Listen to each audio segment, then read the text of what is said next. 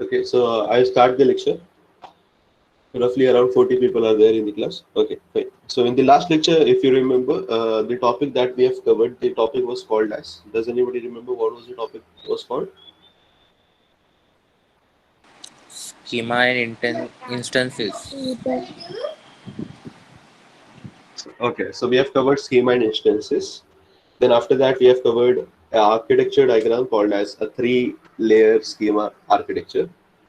Then after that, we have covered a topic called as data abstraction, data independence. Okay, so what we actually wanted to cover was called as a topic called as data abstraction and independence.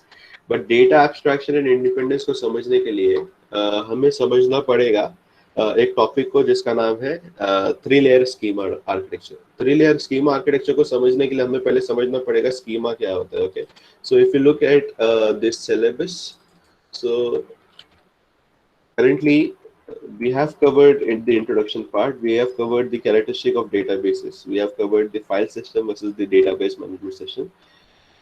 The topic that we were trying to cover was called as data abstraction and data independence. Okay, so इसमें कहीं पे भी schema नहीं दिख रहा है आपको, इसमें कहीं पे भी थ्री लेयर स्कीमा आर्किटेक्चर नहीं दिख रहा है, लेकिन वो क्यों सीखा? बिकॉज डेटा एब्स्ट्रैक्शन जो आप अचीव करते हो या डेटा इंडिपेंडेंस जो आप अचीव करते हो वो थ्री लेयर स्कीमा की वजह से आप अचीव करते हो. Okay, and similarly three layer schema में जो वर्ड है स्कीमा, वो what does that schema actually means, उसको समझने के लिए we have to understand the difference between schema and instances. Okay, क्योंकि ये रफली हर जगह यूज होने वाला है, दो ये कहीं पे दिखेगा नहीं आपको सिलेबस में, a title called as schema. Okay, so इसके लिए हमने वो वहां से स्टार्ट किया था.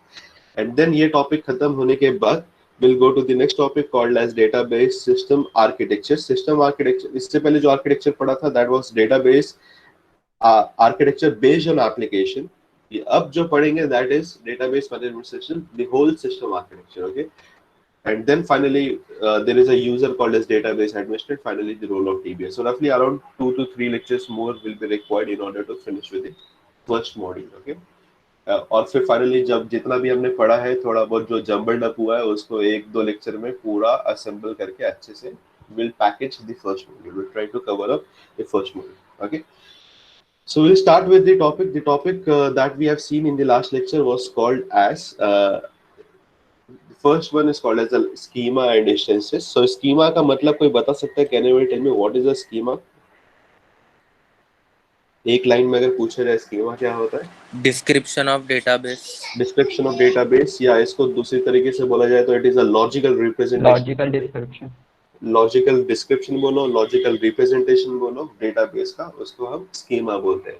सो दैट स्कीमा, जो स्कीमा आप बना रहे हो, ये स्कीमा जो है ये आइदर आप ईआर डायग्राम से बना सकते हैं. तो ईआर डायग्राम अगर किसी को समझ नहीं रहा है तो ये पार्ट जो है हम आगे पढ़ने आएंगे थोड़ी देर में चालू करेंगे. सेकेंड मॉड्यूल जो है आपका कंप्लीटली वो ईआर डायग्राम पे बेस्ड है. सो ये कुछ तरीके हैं जिससे आप डेटाबेस को बनाते हो. Okay, so it is a representation, diagrammatic representation, ताकि कोई एक लेमैन बंदा भी होगा ना जिसको डेटाबेस के बारे में कुछ पता नहीं होगा, वो देख के समझ जाएगा कि हाँ स्टूडेंट है तो स्टूडेंट के बाद उसका आईडी होगा, उसका नेम होगा, उसका एड्रेस होगा. और जो स्टूडेंट है वो कॉलेज में पढ़ रहा है तो कॉलेज के पास क्या होगा, उसका आईडी होगा, उस कॉलेज का नेम होगा. Okay, so this is a simple representation how we can make a database called as college, और सॉरी या यूनिवर्सिटी या कोई भी नाम आप दे दो, उसके अंदर दो टेबल हम रखेंगे, एक का नाम स्टूडेंट होगा, एक का नाम कॉलेज होगा. So that is how we generally represent a model. Okay, or a schema of a database. So अगर schema को मोटे मोटे तौर पे या एक लाइन में अगर पढ़ने की कोशिश किया जाए तो schema is nothing but it is a diagrammatic representation, या it is a representation of a database, या it is a conceptual representation, या logical representation, या description of a database. So कोई भी लाइन में कोई कैसे भी अगर आप उसको एक्सप्लेन करो, डेटाबेस को अगर आपको रिप्रेजेंट कराना है, उसको रिप्रेजेंट कराने का जो तरीका है that is called as schema. Okay, we can not directly start building a database. First we need to make a description, first we need to give how does the data, what are the things that should be there in database. So ये represent कराने का जो तरीका है उसको schema बोला जाता है. So there is a difference between schema and instance. There is another term that we have studied which is called as an instance. So instance का मतलब क्या है? What do you mean by instance? Instance of a database. current date. Sorry.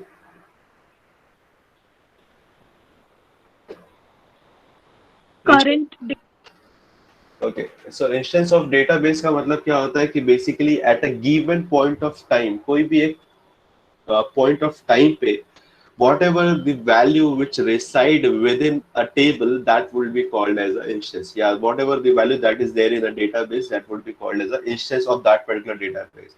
So if I say I've got a table, okay, over here if you look carefully, I've got a table called as instructor. Okay, so in that instructor का मतलब the person who basically gives an instruction. Okay, so currently I am your instructor. Okay, so uh, I got an ID. Okay, I've got an ID. I've got a name. I've got a department. I've got a salary. Okay, so these are the important data that has been stored in this particular table. Okay, so अगर आप इस particular जो जो ये table है, okay, इस table का एक ये इंस्टेंस है जो आपने लिया है, ओके, इसके अंदर करेंटली ये सारे वैल्यूज हैं।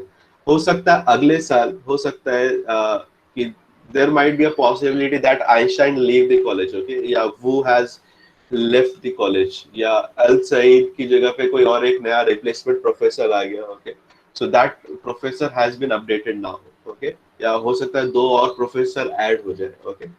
So what I'm trying to say is कि जो instance है that is not fixed, that is not constant, okay, that keeps on changing. जो भी data है that keeps on getting added, that keeps on getting dropped, okay, so ये सब चीजें आपकी add वैड होगी, ये सब चीजें, लेकिन कोई भी अगर डेटा बेस का अगर मैं इंस्टेंस बोलूँ आपको, तो आपको फौरन उसी टाइम पे डेटाबेस का जो भी वैल्यू होगी उसको आपको फ्रीज करके उसका स्नैपशॉट ले करके आपको बताना पड़ेगा, yes current database has following numbers of rose, okay, और उसके अंदर ये सारे डेटा हैं, तो ये आपको बताना होता है इंस्टेंस से।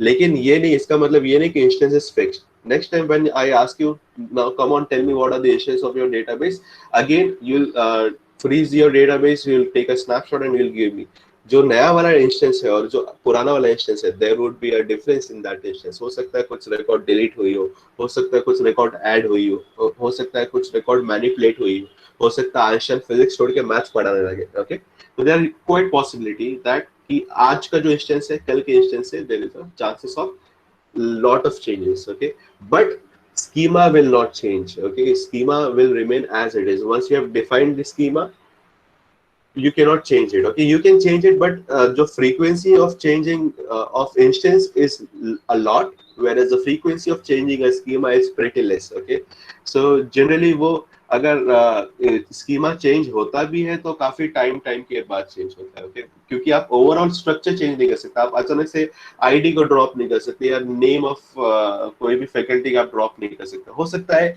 एक नया एट्रीब्यूट हो जाए, जैसे गवर्नमेंट का रेगुलेशन आया कि all the faculty has to provide the respective Aadhaar card and PAN numbers, okay, as per the new income tax rule.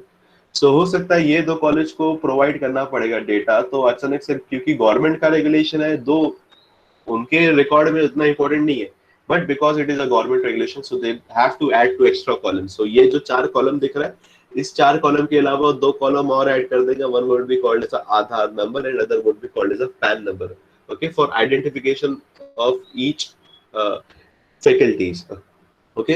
दो कॉलेज के पास खुद का आईडी है, लेकिन गवर्नमेंट का रेगुलेशन इसलिए 2 ऐड करना पड़ेगा, सो उधर ऐड किया और उसके अंदर उन्होंने डेटा डाला।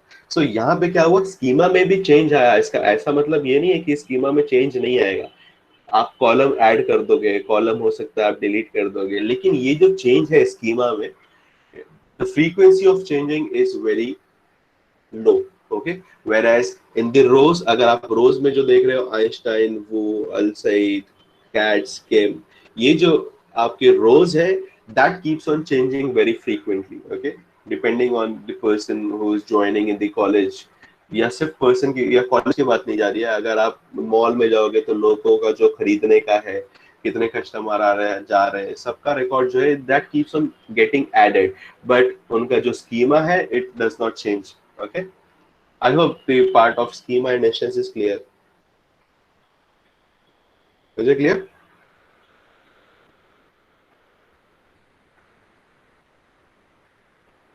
Is it clear? Yes, sir. Okay, fine. So schema और instance को पढ़ने के बाद हमने एक डायग्राम देखा। ये डायग्राम मोटे मोटे तौर पे यहाँ पे दिख रहा होगा आपको। Okay, so we have got a view level, we have got a logical level, we have got a physical level. So this level जो डायग्राम जो आपने बनाया, दिस इज अ डायग्राम और representation of a 3 schema diagram. Okay, 3 schema architecture of database management system. Okay, तो जो पहला जो आपका स्टार्ट होता है, that is called as a physical level.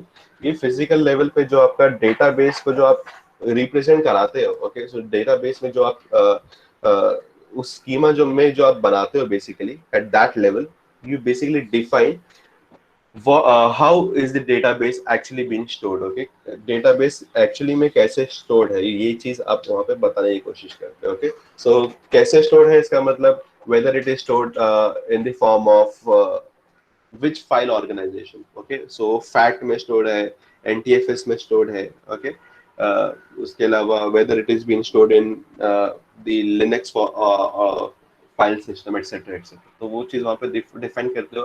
उसका डेटा स्ट्रक्चर क्या है उसका, whether it is stack, queue, binary या B plus tree. Okay, so how your basically your data is being, data structure क्या है वो डेटाबेस का, वो वहाँ पे आप डिफाइन करते हो. So that is the most physical level.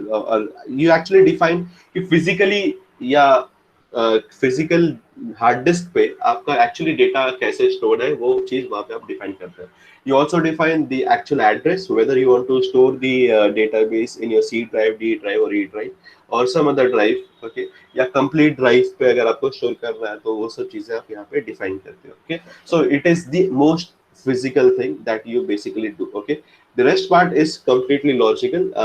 Logical का मतलब बेसिकली ये सब जो है पेपर पे होता है, और इसके लिए आप कोडिंग लिखते हो. Okay, so what you do in the logical level is something you actually can't see that much, but a huge planning is required in order to make a logical level. So logical level के अंदर अगर आप जाओगे, so logical level में basically जो आपका conceptual schema है वो यहाँ पे represent किया जाता है. यानी पूरा का पूरा जो database है उसके अंदर क्या entity है, उनके बीच में क्या relationship है, उसके बाद उसके अंदर primary की क्या है, constraint क्या है, integrity constraint क्या है उसके अंदर, ये सारा जो चीज है, ये सब कुछ आपको लॉजिकल लेवल में डिफाइन करना पड़ता है. Okay, so basically it is a conceptual level. Conceptual level का मतलब क्या होता है कि दिस इज नॉट लाइक इसके लिए कुछ कोडिंग वोडिंग आपको करना पड़ेगा इसको डिफाइन करने के लिए. It is just your concept. Okay, so what ever a database administrator feel like, या जो भी डेटाबेस को बना रहा होगा उसको जैसा उसका कंसेप्ट के हिसाब से जो एक डायग्राम रहेगा, वो डायग्राम बना करके फिर डेटाबेस को बनाने की कोशिश करेगा. So that is what actually conceptual level means. Okay, या logical level means. Then we have got the third level which is called as a view level. View level का मतलब क्या है कि हमें जो हमारा यूजर है, उस यूजर को डायरेक्टली आप डेटा पूरा का पूरा नहीं दे सकते. आपको उसका रेलेवेंट पार्ट जो है, सिर्फ उतना रेलेवेंट पार्ट ही आपको डिसाइड करना है कि दिस ओके, अगर स्टूडेंट है तो उसको इतना ही पार्ट दिखना चाहिए, अगर फैकल्टी है तो उसको उतना ही पार्ट दिखना चाहिए, अगर एडमिन है तो उसको इतना पार्ट दिखना चाहिए. Okay, so you basically define the different views of the different user. Okay, so instead of showing the complete data to all the user, because it may cause a security concern, what we basically do is we just show only a part of the data which is relevant to the respective user. So that part is, or the hiding of that part is done at the view level. So ये तीनों level की वजह से, physical level, logical level या view level, ये तीनों level की वजह से we achieve a property called as data abstraction and data independence. So what is data abstraction? Data abstraction is nothing but it is a way of hiding the data. Okay, so instead of giving the complete data to a user, we just hide the data. Okay, so user को पता नहीं चलेगा कि basically data कहाँ पे है. Okay, कहाँ पे है, तो वो हाइड करने के लिए we have got a physical level. उसके बाद क्या क्या डेटा है, सो उसको हाइड करने के लिए we have got a logical level. और उसको क्या दिखने वाला है उसके लिए हमारे पास व्यू लेवल है. सो अगर आप एक जीमेल के यूजर हो, if you we are taking an example of a Gmail as you. So अगर आपने जीमेल अकाउंट को लॉगिन किया, लॉगिन करने के बाद आपका जितना भी ईमेल है वो आपको व्यू तो हो रहा है, but do you guys know exactly where is the physical database of Gmail? Do you guys know where is the physical level? No. No. So basically क्योंकि Gmail भी जो आपका डेटाबेस है वो भी ये 3 लेयर के स्कीमा को रिप्रेजेंट कर रहा है. ओके, सो वो क्या कर रहा है, फिजिकल लेवल मतलब वो बता रहा है कि how the data is actually stored. So ये जो पार्ट है as a end user you do not know, okay, but as a admin उन्होंने बनाया होगा, वो उन्होंने आपसे हाइड कर दिया. सो उन्होंने डेटा एब्स्ट्रैक्ट कर लिया आपसे. सिमिलरली आपके मेल के अलावा आपको और बाकी बाकी इंफॉर्मेशन क्या क्या उनके डेटाबेस में होगा, ये सारा रिकॉर्ड आपको पता है. You have got a name, you have got an address, okay. Address तो जनरली आपको दिखता नहीं है जीमेल में. आपका कॉन्टैक्ट इन्फॉर्मेशन होता है, ओके. उसके अलावा आपके मेल्स जो आपको रेगुलर आते रहते हैं, ये आपको दिखता है, ओके. इसके अलावा बाकी आपका डेटा कुछ नहीं दिखता. लेकिन while making an account, you basically write down very a lot of things basically, which is not basically shown on your daily basis. जैसे सिक्योरिटी क्वेश्चंस भी होता है, आपसे पूछा जाता है what was the name of your pet, okay, what was the last college that you have attended. So ये क्यों रहता है, ताकि अगर फ्यूचर में कोई सिक्योरिटी कंसर्न हो जाए तो आपसे सवाल पूछा जाए वैलिडेशन के लिए. अगर आपने सही जवाब दिया तो आपको वापस आपका एक्सेस दे दिया जाएगा, बराबर ना. सो ये सारा जो डेटा उन्होंने लिया है आपसे, लेकिन फिर भी ये डेटा वो दिखाते नहीं है आपको वापस, लेकिन वो अपने डेटाबेस में रखते हैं. सो बेसिकली लॉजिकल लेवल पे भी आपको एब्स्ट्रैक्शन देखने के लिए मिलता है. एंड फाइनली जो पार्ट आपका है वो पार्ट आपको दिखेगा, जो पार्ट आपके फ्रेंड का है वो वाला पार्ट आपके फ्रेंड को दिखेगा, जो पार्ट मेरा है वो पार्ट मुझे दिखेगा, okay. I can not view the mail of all the different users, okay. I will be viewing only my mail, okay. So that is being achieved at the view level. So that is called as abstraction. So what you're doing in the abstraction is, because of these three levels that we have defined, we are able to achieve a property called as abstraction. So abstraction is nothing but it is a hiding of data. Is that part clear?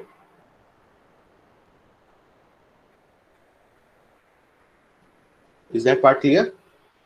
Yes, sir. Okay. Okay. Fine. So next is called as data independence. Data independence का मतलब क्या है? Okay. So for those who don't get the diagram, ये diagram हमने बनाने की कोशिश किया था, which was more like in this detailed description. Okay, so the next topic that we want to cover is called as a data abstraction. So data abstraction के अंदर क्या होता है basically, sorry, data independence. Data independence का मतलब क्या होता है? इट इज अ प्रॉपर्टी, या डेटा इंडिपेंडेंस को अगर आप डिफाइन करने की कोशिश करो, so it is a way of और the capacity of changing the schema, okay. So जो स्कीमा है आपका, उसको आप कोशिश करते हो कि चेंज करो, लेकिन उस स्कीमा से दूसरे ऊपर वाले स्कीमा को फर्क ना पड़े, okay. So what I am trying to say is कि फिजिकल स्कीमा को अगर मान लो मैं चेंज करता हूँ, ओके. फिजिकल स्कीमा पे बेसिकली आप क्या डिफाइन कर रहे होते हैं? What you basically define at the physical level. Physical level पे आप क्या डिफाइन करते हो? डेटाबेस कहाँ पे स्टोर्ड है, राइट. वो सी में है, डी में है, ई में है, या फिजिकल पे डिफाइन करते हो, या उसका फाइल ऑर्गेनाइजेशन क्या है, या उसका डेटा स्ट्रक्चर क्या है, ये सब चीजें आप फिजिकल लेवल पे डिफाइन करते हो. तो अगर फिजिकल स्कीमा को मैं बदलने की कोशिश कर रहा हूँ, तो उस बदलाव की वजह से कंसेप्चुअल स्कीमा में कोई फर्क नहीं होना चाहिए, या व्यू लेवल पे कोई फर्क नहीं होना चाहिए. यानी ये वाला जो व्यू लेवल है आपका, ओके, सो इधर पे कुछ फर्क नहीं होना चाहिए, यहाँ पे कुछ फर्क नहीं होना चाहिए अगर मैंने यहाँ पे कुछ चेंज किया. सिमिलरली अगर मैं कंसेप्चुअल स्कीमा में कुछ बदलाव करता हूँ, तो मेरा कुछ यहाँ पे फर्क नहीं होना चाहिए. हाँ, नीचे तो फर्क पड़ेगा, लेकिन ऊपर वाले लेवल पे फर्क नहीं होना चाहिए. तो हमेशा ध्यान रखना, the definition of data independence is nothing but it is a capacity of changing the schema, okay, at one level without affecting the other or the higher level.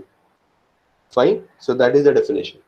So अगर मैं कोई भी स्कीमा को बदलता हूँ, so उसको मैं बदल तो लूंगा, लेकिन उसके ऊपर वाले स्कीमा को नहीं बदलना चाहिए. So अगर मैं यहाँ पे चेंज कर रहा हूँ तो यहाँ पे बदलाव नहीं होना चाहिए, और यहाँ पे नहीं होना चाहिए. यहाँ पे अगर मैं चेंज कर रहा हूँ तो उसके ऊपर वाला मतलब ये वाला व्यू पे या ये वाले स्कीमा पे कोई भी बदलाव नहीं होना चाहिए. सो ये क्या है एक्चुअली, ये मैं फिर से समझाने की कोशिश करता हूँ. I will just take an example, okay. So data independence जो है आपका, data independence is basically broadly divided into two different category. One is called as the physical data independence, okay, and the second one is called as the logical या conceptual data independence, okay. Logical या conceptual data independence. So ये दोनों क्या है मैं आपको बता दूं 2 minute, okay. So data independence का मतलब क्या है कि मान लो अगर आपने आपका ड्राइव फुल हो गया और आप हार्ड डिस्क 1 से हार्ड डिस्क 2 में शिफ्ट कर रहे हो, okay, so you are just changing your complete hard disk. So अगर आप हार्ड डिस्क पूरा हटा रहे हो या पूरा चेंज कर रहे हो तो उसका जो एड्रेस होगा that would be change, right. So hard disk का जो एड्रेस है वो आपने चेंज कर दिया, तो क्या वो जो आपने हार्ड डिस्क का एड्रेस चेंज किया उससे क्या जो आपने टेबल बनाया था, ओके, क्या वो टेबल के अंदर कुछ भी चेंज होगा या सिर्फ आपको इधर से उठा के डेटा दूसरी जगह पे डालना है? will there be change और द कंसेप्चुअल स्कीमा में कुछ भी चेंज होगा, यानी टेबल के स्कीमा में कुछ चेंज होगा? इंस्टेंस तो चेंज होगा, इंस्टेंस के अंदर देयर वुड बी चांसेस कि फ्यूचर में इंस्टेंस में चेंजेस होगा, लेकिन स्कीमा में कुछ चेंज होगा? Would there be chances of changes in schema या स्कीमा एज इट इज रहेगा? नो। सो जो टेबल है वो टेबल एज इट इज रहेगा, उसके अंदर number of columns as it is रहेंगे।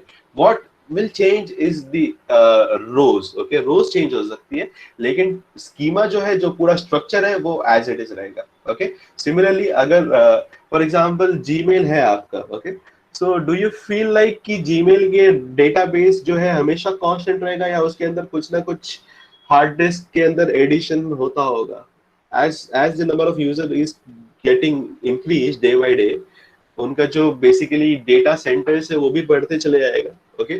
सो जो जहाँ पे आप स्टोर कर रहे हो वो उनका बढ़ते जाएगा, स्टोरेज कैपेसिटी बढ़ते चले जाएगा, okay. So because of that आपका जो फिजिकल लेवल है वो बदल रहा होगा धीरे धीरे, डेली उसके अंदर कुछ अपग्रेडेशन हो रहा होगा, लेकिन क्या उसकी वजह से आपके मेल के अंदर जो आप देख पाते हो मेल के अंदर, उसके अंदर कुछ फर्क पड़ता है क्या? You already get the mail, previous mail भी आपको मिलता है जो आर्काइव किया हुआ रहता है, okay.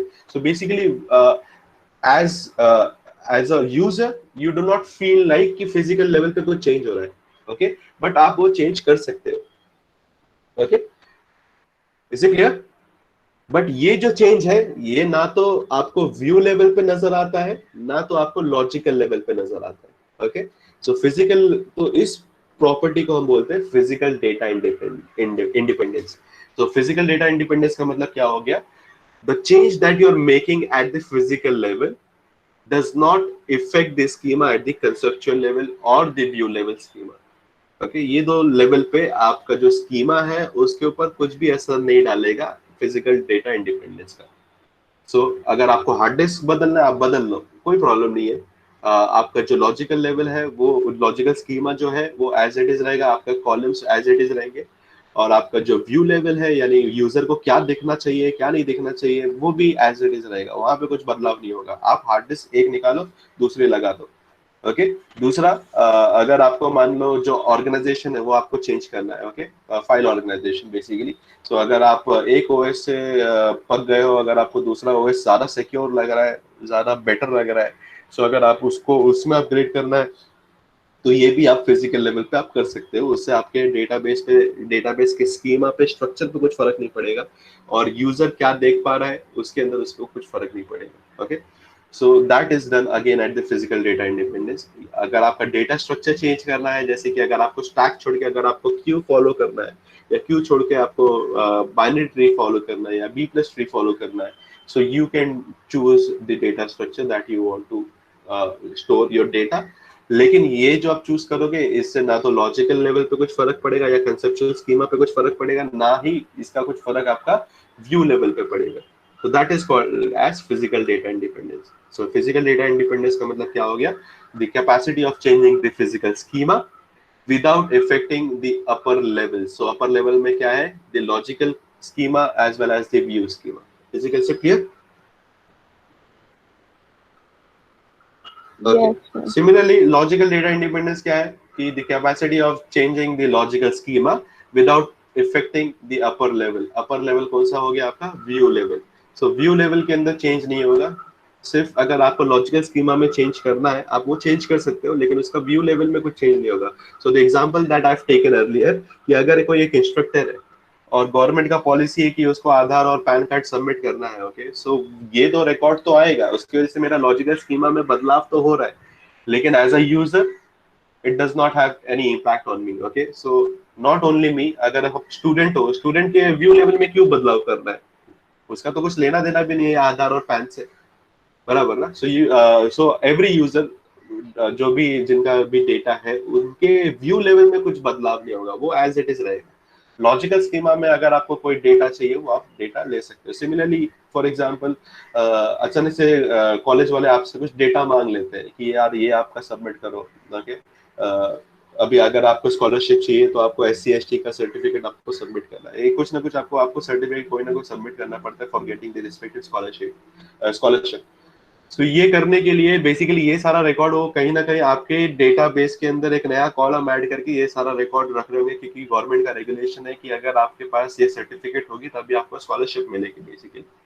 So they are making changes in the logical schema. But इस स्कीमा से क्या आपको जो MIS पे जो डेटा दिखता है उसके अंदर कुछ बदलाव देखने को मिलता है? Is there any changes that you generally see on the MIS? Do you see anything on the changes that is happening because of this thing? कुछ दिखता है आपको कि सेम ही रहता है MIS?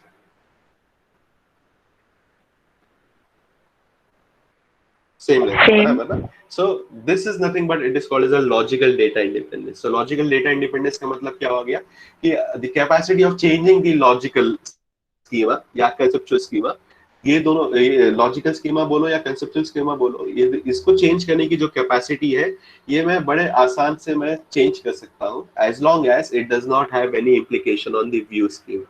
यानी व्यू स्कीमा पे कुछ इसका असर नहीं होना चाहिए। Okay, so that is called as a logical data independence. Is the point clear? Okay, so इससे एडवांटेज क्या मिला? What is the advantage that you have got? The advantage is because of that 3-layer schema, आप data को बड़े आसानी से hide कर सकते हो।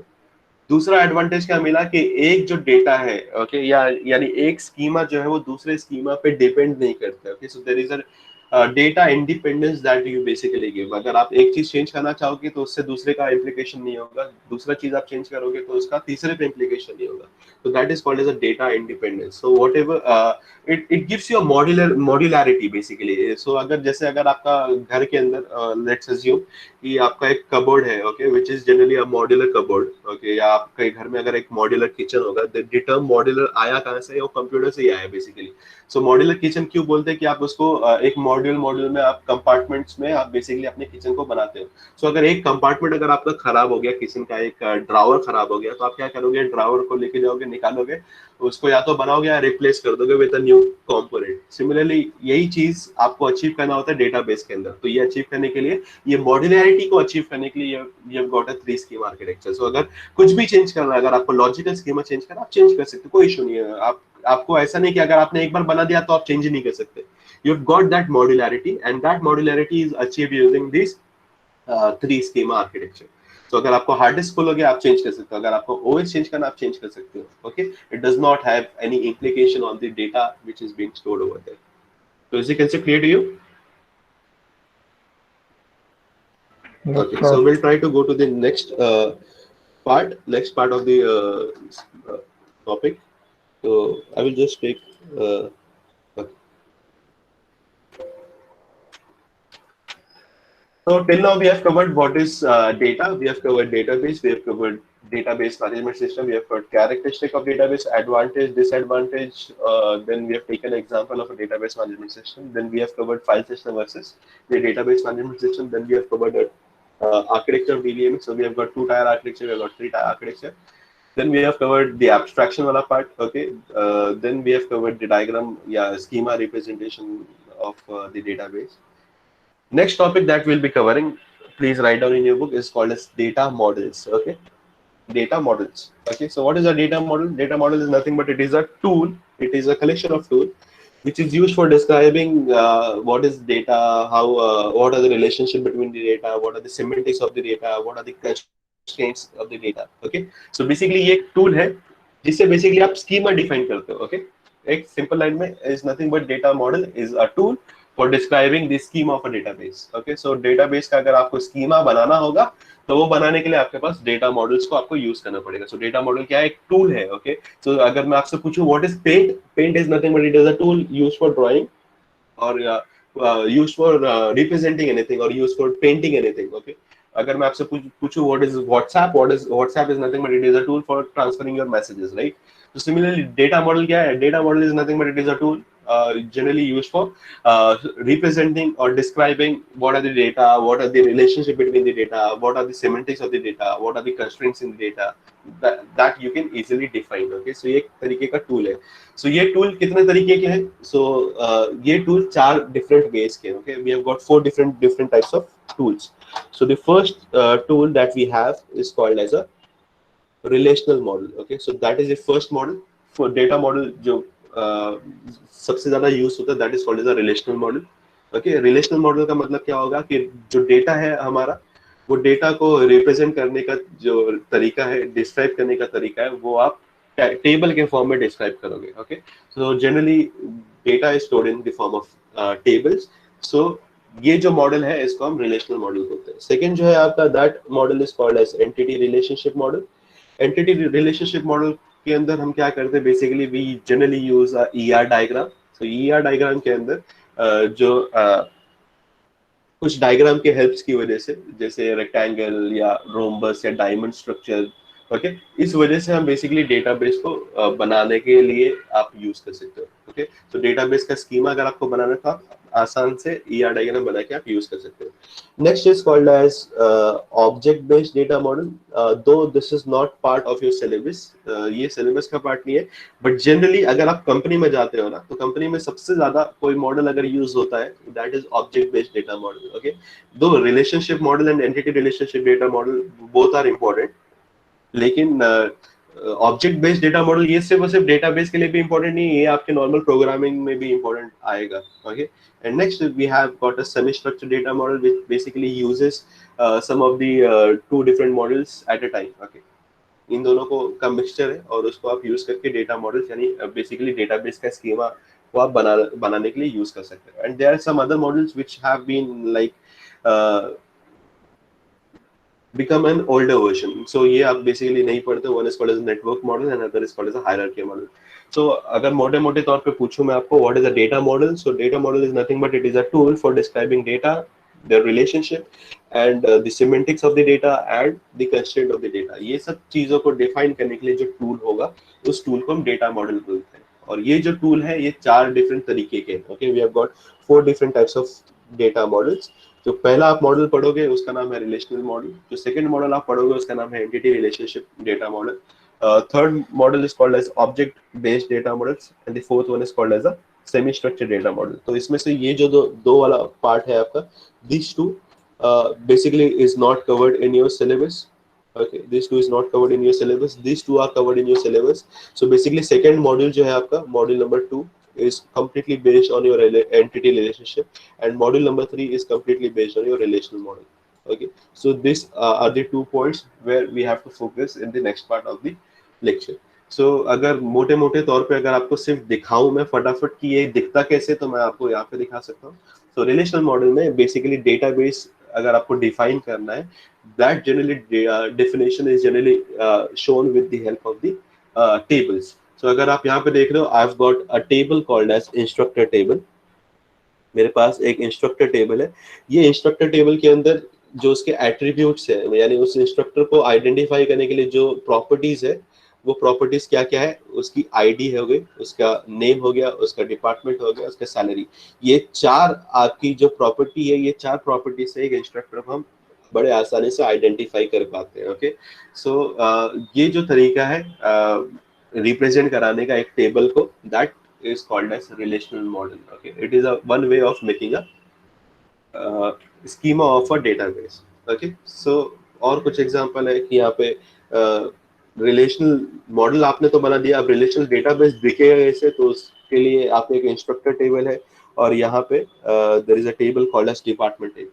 Okay, so we have got 2 tables. अगर आप देख पा रहे हो, बार बार there is a term called relation. relation का मतलब क्या हो गया, 2 टेबल को मैं तभी कंबाइन कर पाऊंगा if there is something common in the 2 tables. So what is the common thing in the 2 table? Can anybody tell me what is the common thing that is there in the 2 table? Instructor table or department table में is there a common thing that we have? Department name. So department name जो है आपका, अगर आप यहाँ पे देखोगे, ये department name और यहाँ पे department name दोनों आपको common दिखेगा. Okay, so हमने क्या किया, basically relationship होने की वजह से या आप मल्टीपल टेबल होने की वजह से एडवांटेज क्या मिलता है कि अगर मैं मान लो ये दोनों टेबल को मैं कंबाइन कर सकता हूँ, okay, I can combine both the table. मैं क्या करूंगा, सिंपली यहाँ पे बिल्डिंग ऐड कर दूंगा, ओके, एक टेबल का नाम बिल्डिंग होगा और दूसरे कॉलम का नाम बजट होगा। मैं चाहूँ तो मैं ऐसा भी कर सकता हूँ, बट मैं क्या कर रहा हूँ, इसको छोड़ के मैं कोशिश कर रहा हूँ कि एक अलग टेबल बनाऊँ, ओके। सो यहाँ पे क्या होगा, अगर मैं एक ही टेबल के अंदर सब डेटा डालूंगा तो क्या आप बता सकते हो, ये टेबल को देख के आप बता सकते हो कि वो कौन से बिल्डिंग में होगा और कौन से बजट में होगा? Can you tell me what will be the building where Einstein would be living?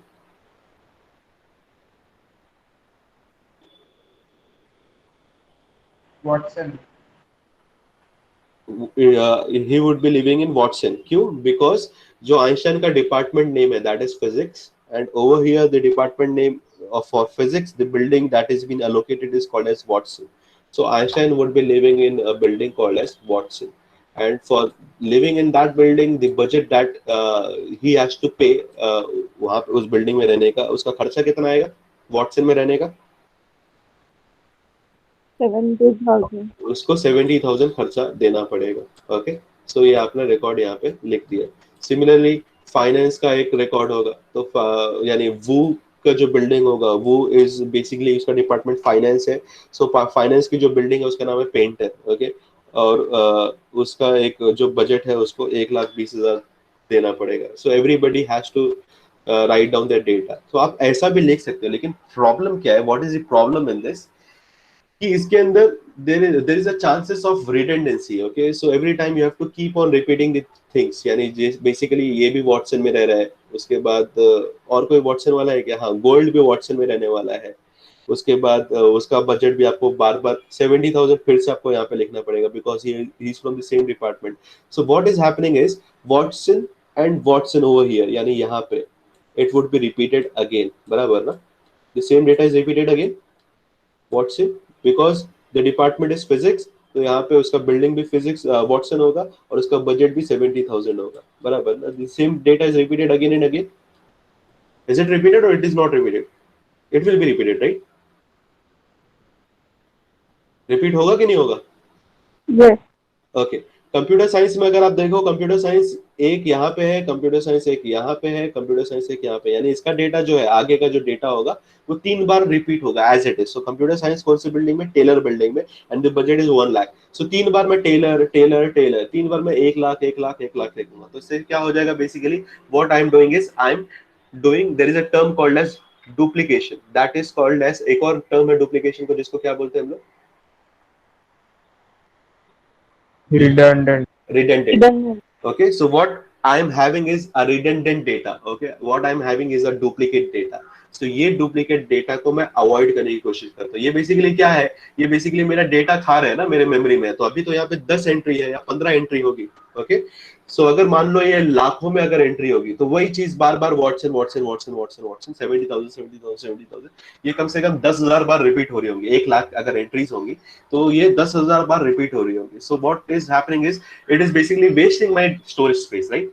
सो मैं क्या करूंगा, एक टेबल बनाने के बजाय मैं 2 टेबल बना दूंगा, और 2 टेबल के अंदर there would be a relationship that I can make, okay. वो रिलेशनशिप क्या होगा, वो रिलेशनशिप मुझे, अगर आप देख पा रहे हो, I have got a relationship, मैंने ये लाइन ड्रॉ कर दी। ये लाइन क्या बता रहा है कि इसके अंदर का जो डिपार्टमेंट नेम है और दूसरे टेबल के अंदर का जो डिपार्टमेंट नेम है, ये दोनों को यूज करके आप एक ज्वाइन कर सकते हो, 2 टेबल को ज्वाइन कर सकते हो, ओके। इससे क्या होगा, 2 टेबल अलग अलग रखने से आपका जो डेटा है वो बचेगा, आपका जो रिडंडेंसी है वो कम हो जाएगा, आपका डुप्लीकेशन है वो कम हो जाएगा। तो डुप्लीकेशन कम होने से एडवांटेज क्या मिलेगा, जो डेटा है वो कंसिस्टेंट है।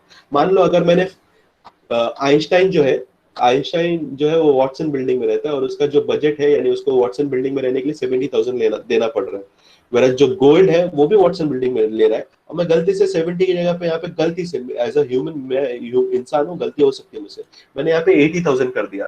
तो कल को गोल्ड आएगा, बोलेगा यार आइंस्टाइन को तू फेवर कर रहा है, तो उसने कैलकुलस कैलकुलस उसने नहीं, सॉरी, न्यूटन ने बनाया था, तो उसने अपना रिलेटिविटी का या उसने वो जनरेट किया, फॉर्मूला जनरेट किया, तो इसका मतलब आप उसको फेवर करोगे, तो कल को आके गोल्ड मेरे पे ऑब्जेक्शन उठा सकता है, राइट? सो इसका मतलब डिस्क्रिपेंसीज हो सकती है, इसका मतलब डुप्लीकेशन में गड़बड़ी हो सकती है।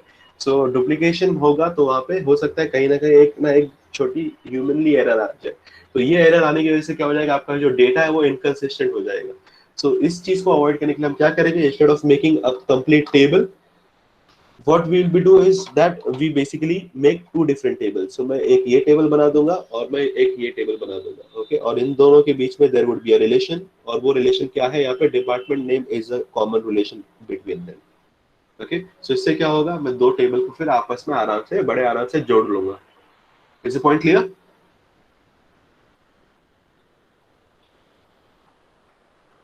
Is the point clear? Yes, sir. Yes, sir. Okay, we'll be discussing about this। यही तो पूरा सब्जेक्ट है, सब्जेक्ट पूरा जो है इसी के बेसिस पे है कि टेबल कैसे बनाना है, रिलेशन कैसे बनाना है, इनके बीच में क्या कॉमननेस है, ओके? पूरा का पूरा जो सब्जेक्ट है वो पूरा इसी के ऊपर है। तो अभी सब एक ही दिन समझने के लिए अगर हम जाएंगे तो सब कुछ आपको थोड़ा बड़ा यानी डिफिकल्ट लगेगा। सो मोटे मोटे तौर पे आप समझ लो, आगे का जो टॉपिक है सब कुछ इसी के ऊपर बेस होने वाला है। Okay, so that is the first way of defining a database. So एक तरीका क्या था कि आप उसको टेबल के फॉर्म में आप बना दो, तो वो एक का रिप्रेजेंटेशन है, वैसे आप डेटाबेस बना सकते हो। दूसरा जो तरीका है उसमें क्या बोला जाता है कि अगर मान लो एक आपको डेटाबेस का स्ट्रक्चर जो है, can you tell me what is exact time right now? 11:43. 11:43। So we have got 15 minutes, okay fine. So दूसरा जो तरीका है वो ईआर मॉडल। ईआर मॉडल में क्या बोला जाता है कि मान लो अगर कोई एक लेमैन है, या अगर एक डायग्राम के थ्रू अगर आप किसी को एक्सप्लेन करोगे तो ज्यादा आसानी से समझ में आएगा। तो हम क्या करते हैं, डायग्राम के थ्रू कुछ रूल्स रेगुलेशंस बनाते हैं, यानी अगर आपको टेबल बनाना है, if you want to make a table को रिप्रेजेंट करने के लिए आप रेक्टेंगल यूज करोगे, okay? So what you see over here in rectangle, that is a table. So student करके एक टेबल होगा। उसके अलावा और कोई टेबल दिख रहा है आपको? Is there any other table that we have? Do we have any other table? College. So we have got another table called as college. So हम क्या करेंगे, अगर इससे इस डायग्राम से अगर हम एक डेटाबेस बनाना है तो हम डेटाबेस कैसे बनाएंगे? लेट्स अज्यूम डेटाबेस का नाम है university, okay? Uni is the name of the database, okay? So university नाम का एक डेटाबेस होगा। इस यूनिवर्सिटी डेटाबेस पे there would be some tables, okay? So table क्या क्या होंगे? One table would be called as student, okay? Student नाम का एक टेबल होगा। उस स्टूडेंट के अंदर उसके एट्रीब्यूट क्या होंगे? What are the attributes that has been defined over here? क्या क्या एट्रीब्यूट है? What are the attribute of student? Name है, स्टूडेंट आईडी है, और स्टूडेंट एड्रेस है, Address. बराबर ना? सो अगर आप देख पा रहे हो तो यहाँ पे जो एट्रीब्यूट है, एट्रीब्यूट हमेशा किस में दिखेगा? What is the structure for defining attribute? The structure क्या है? What is it called? Oval, right? Oval. So अगर आप ओवल में देख पा रहोगे, ओवल में जो भी चीज डिफाइंड है, okay, so that thing is nothing but it is called as attributes. So table के ऊपर जो कॉलम्स होता है ना, वो कॉलम्स जो है वो आप रिप्रेजेंट कराना है अगर आपको डायग्राम में, तो वो आप ड्रॉ कर सकते हो with the help of oval structure. So whatever you see in the form of oval, that is nothing but is the attribute. Whatever you see in rectangle, that is nothing but it is called as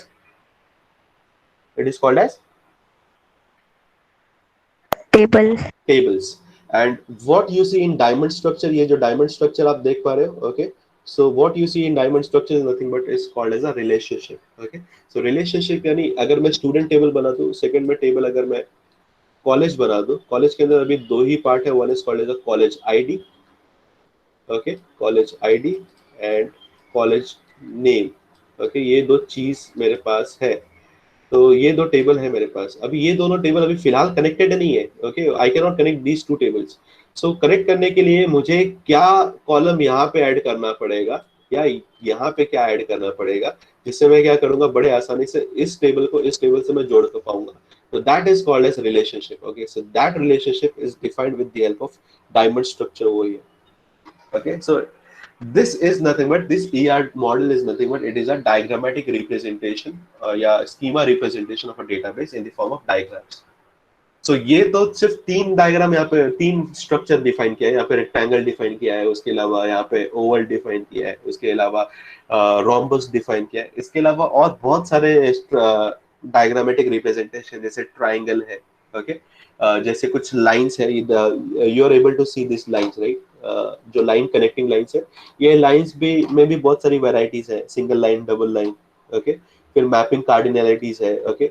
सो ये सब चीजें क्या है, कैसे हैं, क्या है, क्यों बनाया गया है, कि और कैसे अच्छे और क्या क्या बनाया जा सकता है।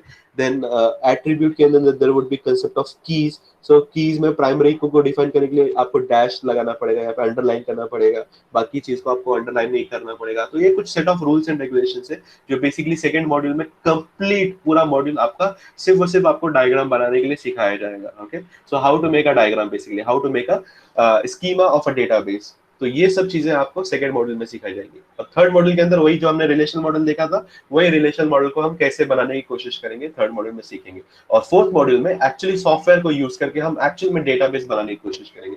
तो that is generally the flow of your syllabus. So ये जो मॉडल में सिर्फ आपको इंट्रोडक्शन बताएगा कि ईआर मॉडल क्या है। ER model is nothing but it is one of the data models, और इस डेटा मॉडल को यूज करके आप डेटा को कैसे डिफाइन करना है, डेटा के रिलेशनशिप को कैसे डिफाइन करना है, डेटा के सिमेंटिक्स को कैसे डिफाइन करना है, डेटा के कंस्ट्रेंट को कैसे डिफाइन करना है, ये आप बड़े आसानी से आप इस चीज को डिफाइन कर सकते हैं। तो is the point clear?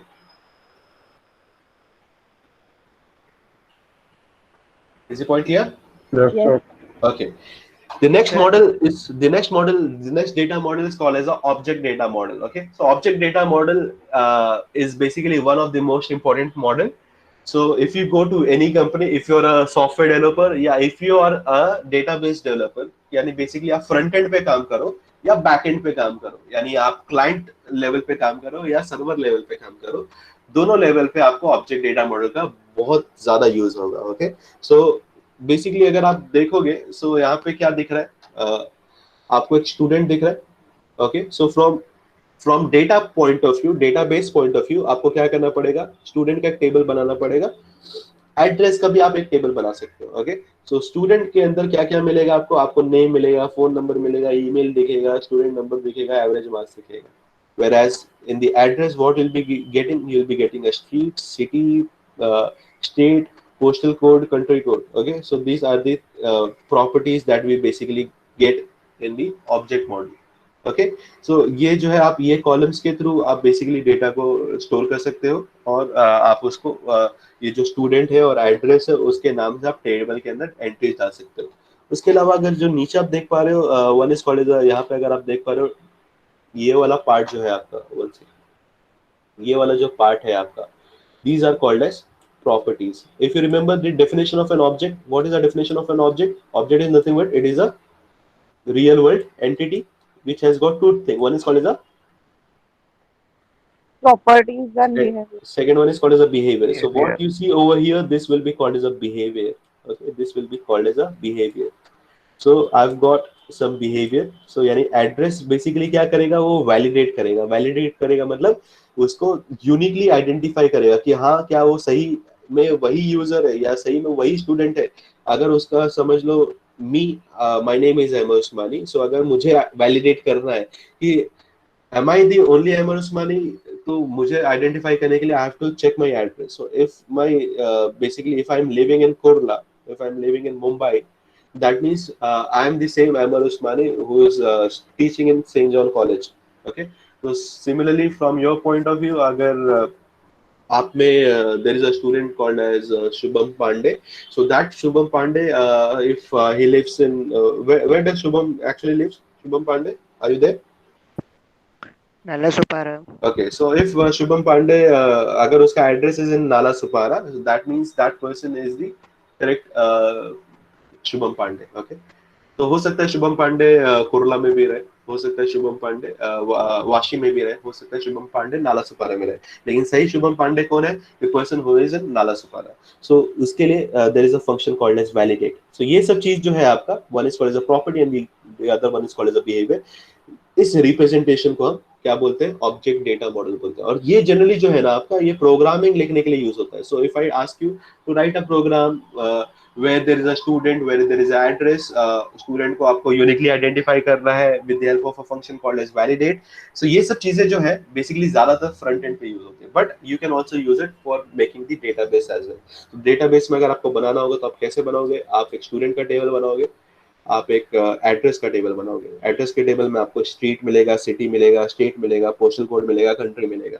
Student के टेबल में आपको क्या क्या कॉलम मिलेगा, आपको नेम मिलेगा, फोन नंबर मिलेगा, ईमेल मिलेगा, एड्रेस मिलेगा, स्टूडेंट नंबर मिलेगा, एवरेज मार्क्स मिलेगा, etcetera etcetera. Okay, so is the point clear? So this is the second way, third way of designing a data model, or designing or defining the schema of a database, or defining the data that is being stored। Data क्या क्या store होगा, data का relationship क्या है। सो relationship अगर आप यहाँ पर देख पा रहे हो, so there is a relationship called as leave set.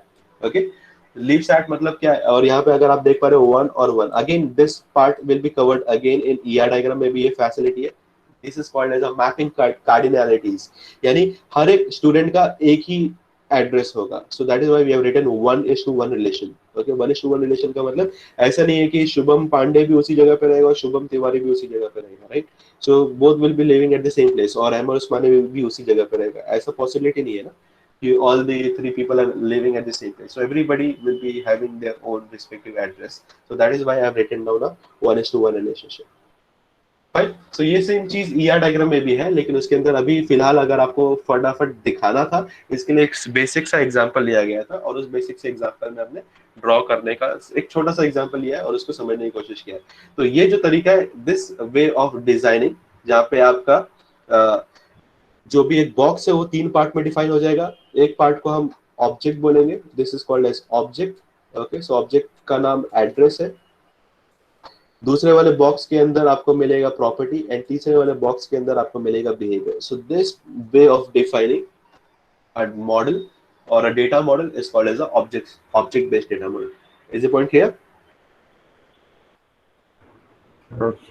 Okay, and एक और डेटा मॉडल रह गया which is called as semi structured. Semi structured का रिप्रेजेंटेशन यहाँ पे नहीं दिखाया गया, क्योंकि सेमी स्ट्रक्चर्ड जो है बेसिकली उसके अंदर प्रोग्रामिंग का पार्ट ज्यादा डाल दिया जाता है। Okay, it is more closer to programming. So ज्यादा जितने भी टेक्निकल लोग होते हैं, okay, the more far superior people who are more into technical field, उनके लिए वो स्ट्रक्चर बनता है। Okay, so semi structured are generally for the pros. Okay, so अगर एक प्रोफेशनल्स लोग हैं उनके बीच में अगर कोई डेटा मॉडल बनाना है तो उनके लिए आप एक्सएमएल के थ्रू आप वो डेटा मॉडल को क्रिएट कर सकते हो। ये बाकी जो 3 मॉडल है ये जनरली एमेचर्स के लिए यूज होता है।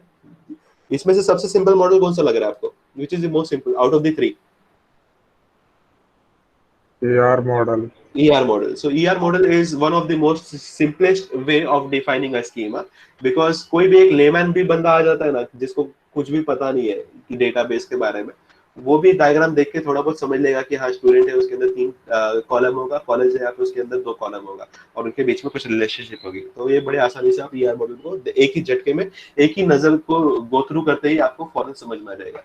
उसके बाद जो आसान है, that is called as a relational model. Relational model में आपको एक्चुअली फिजिकली दिखता है कि आपका टेबल में क्या क्या वैल्यू स्टोर्ड है और वो किस तरह दिखेगा। सो ये बड़े आसानी से आप देख सकते हैं। और जो थर्ड डिफिकल्ट मॉडल है, that is called as object data model. इसके अंदर आपको सिर्फ और सिर्फ क्या ऑब्जेक्ट है, उसका प्रॉपर्टी क्या है, बिहेवियर क्या है, ये सब चीजें आपको पता चलती है, और इसके बेसिस पर आप टेबल को बनाने की कोशिश करते हो। And the most difficult out of all is called as semi structured, and generally used XML are generally used for defining that semi-structured data models. So is data model clear to you?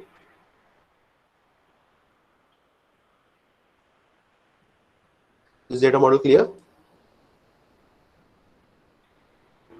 Yes, sir. Okay. Yes, sir. So that is the end of the data model. Next जो part है, that is called as database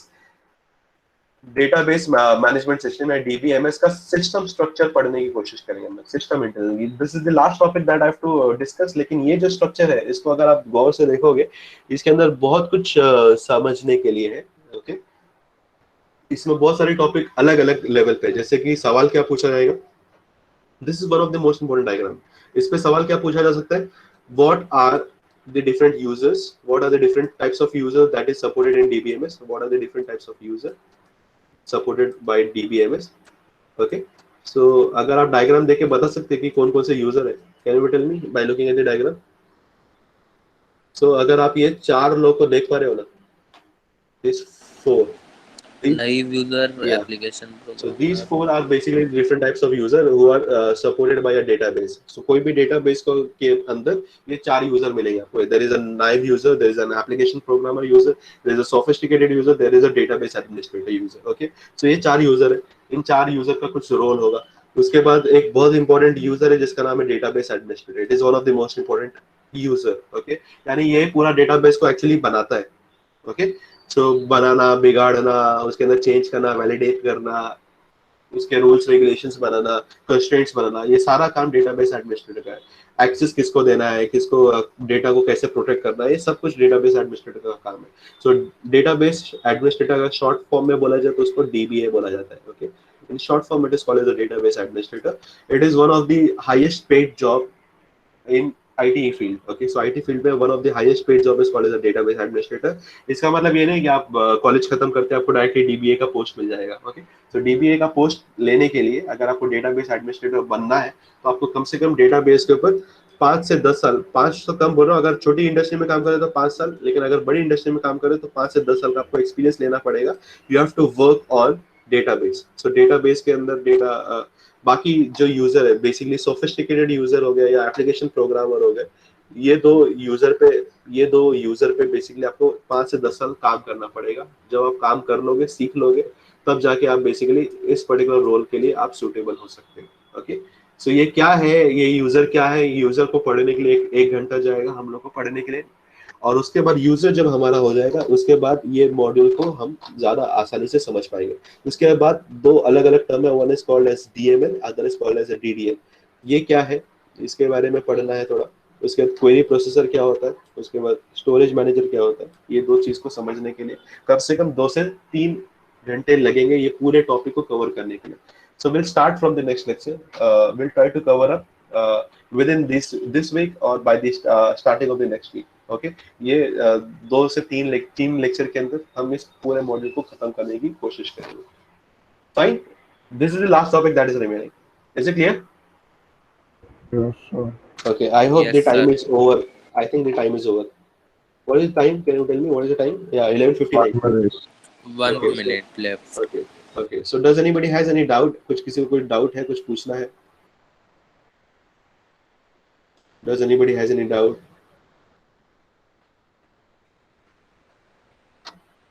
किसी को कोई doubt नहीं है? सबको फौरन समझ में आ जाता है यार, ऐसा कैसा है यार, आप लोग इतने इंटेलिजेंट है सब लोग यहाँ पे.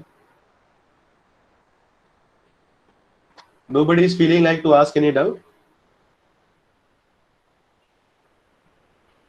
ओके फाइन, ठीक है. आप जो भी डाउट रहेगा ना, आप मतलब मैं सिर्फ इतना बोलना चाहता हूँ कि अगर कोई भी डाउट है वो डाउट अगर आप पूरे क्लास के सामने अगर आप पूछते हो ना तो बाकी लोगों का भी जो डाउट है ना वो क्लियर होते चले जाता है. ओके, सो अगर आप अपने पास तक छुपा के रखोगे तो भले आप मेरे को बाद में व्हाट्सएप पे पूछ तो सकोगे, लेकिन पूरे क्लास के सामने पूछोगे तो क्या है, एक तो आपका कॉन्फिडेंस भी बढ़ता है, आपकी पर्सनालिटी भी ज्यादा डेवलप होती है when you ask a doubt. Okay, because when you stand up in front of people and when you speak ना, so that basically enhances your personality. Okay, so जो आपका जो लोगों के सामने जो थोड़ा डर है वो थोड़ा कम हो जाता है. ओके, so वो एक बेनिफिट मिलता है. so basically देखा जाए तो मोटे मोटे तौर पे आपका भी बेनिफिट होता है, साथ में जो आपके साथ में जो पीयर्स होते हैं, जो आपके दोस्त होते हैं, उन दोस्तों का भी फायदा होता है, क्योंकि अगर हो सकता है उनके माइंड में भी डाउट होगा लेकिन उस वक्त उनको क्लिक नहीं हो रहा होगा, तो वो बाद में क्लिक होता है. तो कई बार ऐसा हो जाता है, तो हम क्या कर सकते हैं, ये चीज को भी उनका भी डाउट हम अपने अपने साथ उस डाउट को भी क्लियर कर सकते हैं. So that is what I want to से.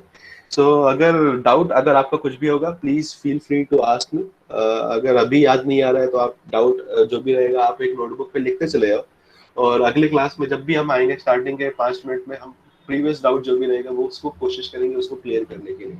तो कैसे अभी हमारे पास एक्चुअली काफी टाइम है. Okay, I am just stopping the recording. हमारे पास अभी